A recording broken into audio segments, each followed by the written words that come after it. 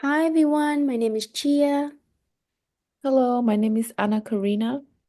My name is Marlene. And my name is Stephanie. So our topic is menstruation health for homeless youth. So here's our flyer. So today we're gonna talk about period poverty, an issue that affects a million yet is often silent. We are nurses and healthcare advocates. Together we create this organization. So we create this nonprofit organization with one mission to end period poverty and uplift menstrual health access. So first, I'm gonna talk about statistic. 50% of women feel ashamed of having period. This show how stigma deeply affect emotional well-being and self-image. So 1 in 5 teens struggle to buy menstrual product. So that is 20% of youth facing basic care insecurity. So 18.5% of people struggle to buy menstrual product regularly. So that is 1 in 5 menstruator. 1 in 10 menstruating adolescents miss school during their cycle. Missing education because of menstruation is unacceptable and it could be preventable. So our current barrier, so what get in the way? So these barrier prevent individual, especially those experiencing homeless or poverty, from manage their period safely. So first we have period poverty. It means that they are unable to afford pad, tampon, and menstrual cup. Lack of privacy, public space often doesn't have private restroom or changing area. Limited transportation with without transportation to get into a clinic or store. Mistrust in healthcare, especially among marginalized community, leading to avoiding of needed care. Inconsistent education, many don't receive proper information on how manage period and safely. Stigma and judgment, social taboo around menstruating create shame and silence. Social economic hardship, income inequality, it directly impact access to basic needs. Okay, so why this matters? Managing period while experiencing homelessness can be incredible hard. Most people don't realize how many basic things are missing, like clean pads, bathrooms, shower, or even a place to rest. Without these, people often go days using the same products or using things like toilet paper or cloth. This can lead to infections, discomfort, and feeling dirty or embarrassed. Many miss school or work just because they don't have what they need to manage their period, and emotionally, it can make people feel invisible or like they don't matter. And that's why these issues matter. Period care should not be luxury. It should be a basic need that everyone can access, no matter their housing situation. Yeah, so next is what we provide. So number one is menstruation health supplies such as pads, tampons, menstrual cups. These items support hygiene, comfort, and dignity, especially in those low resource settings. We also provide safe sex education, so educating individuals about safe sex practices help to prevent STIs and unplanned pregnancies. This includes using condoms and just having open conversations about consent and protection. Next is pregnancy nutrition. So, proper nutrition during pregnancy is vital for both the mother and the baby's health. So, this means ensuring access to balanced diets, prenatal vitamins, including folic acid, and just having regular checkups to monitor any nutritional needs. Refer to healthcare services. So being able to refer people to reliable healthcare services ensures they receive the medical care and guidance they need for reproductive health reasons. And lastly, education and support. Having emotional support alone just empowers individuals to make informed decisions about their bodies and their health. This will include having workshops or having one-on-one counseling, or peer support groups. Okay, for next, what people can do and the rights they have when it comes to period care. First, you have the right to ask for help. No one should have to suffer in silence just because they're homeless or can't afford periods products. There are places and people who want to help, but many don't know the help exists.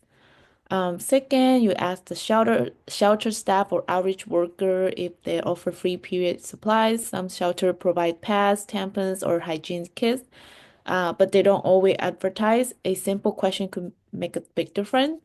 Look out for clinics that offer menstrual health educations and care. This clinic can help people learn about their cycle, how to stay healthy, and where to go get more support if they need it.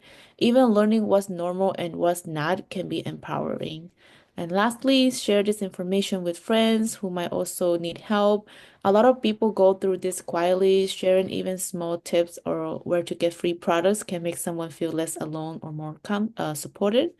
Everyone deserves to manage their period with dignity, no matter the situation. And as a future nurses, part of our role is to advocate for people who might feel unheard. That means listening without judgment, educating our patients about resources, and connecting them with places that provide free period supplies and safe care. And as for the nursing roles and recommendations, nurses are in a unique and powerful position to reduce menstrual health disparities, particularly among marginalized and unhoused individuals. As trusted healthcare professionals and community advocates, nurses can play a transformative role in improving access, education, and dignity around menstruation. Some key nursing responsibilities and recommendations include advocating for equity in menstrual health by supporting policies that ensure free and accessible menstrual products in hospitals, schools, shelters, and public restrooms. Nurses can also work with administrators and policymakers to create sustainable systems for supply distribution.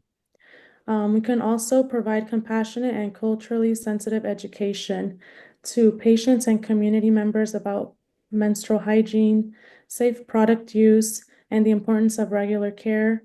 Nurses can help normalize conversations about periods, reducing fear and misinformation. Also, we can screen for period poverty during health assessments by asking about a patient's ability to access menstrual supplies and hygiene facilities, including menstrual health and standard patient histories help uncover hidden health risks tied to lack of access. We can also collaborate with interprofessional teams such as social workers, educators, outreach coordinators, and nonprofit partners to connect individuals with resources, which include period products, healthcare referrals, and even educational workshops for them to attend. We can also promote dignity and reduce stigma by using inclusive language, challenging harmful taboos, and fostering environments where menstruation is acknowledged as a normal, healthy part of life. Empowering individuals to speak openly can improve mental and physical health outcomes. Through these actions, nurses uphold their commitment to health equity, advocacy, and patient-centered care.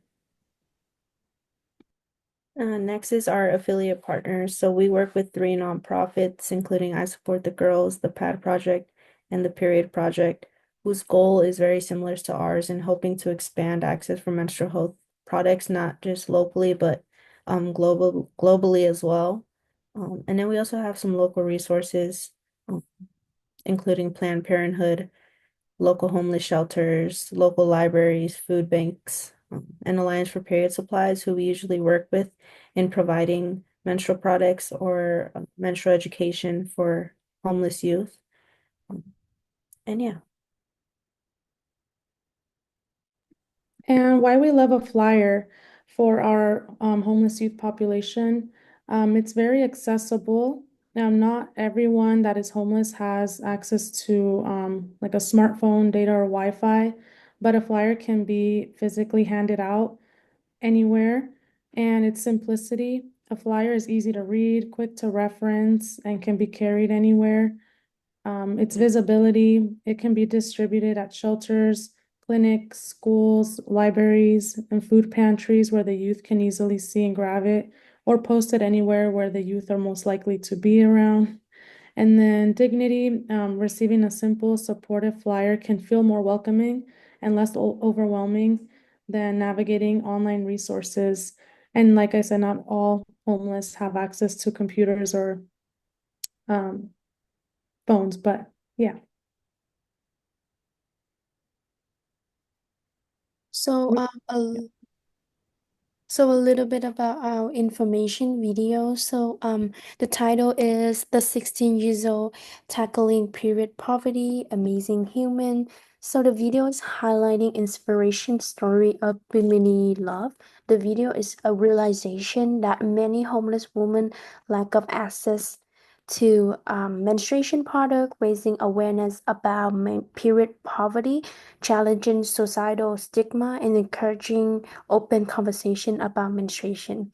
So we are as a nurse, we understand that both personally and professionally, the disadvantage and the challenge a woman face in our society, especially when it comes to basic health need like menstruation. So today we are here because of menstruation is human right, not a privilege.